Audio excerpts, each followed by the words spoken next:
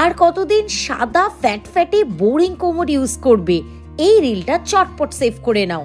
Let your bathroom make a bold statement. Bright, vibrant colors can completely transform your bathroom experience. Imagine your guest walking in and the basin and faucet becoming the center of attention, a real showstopper. Use করো এরকম automatic shower system, adjustable temperature with different mode like waterfall, mist R rain.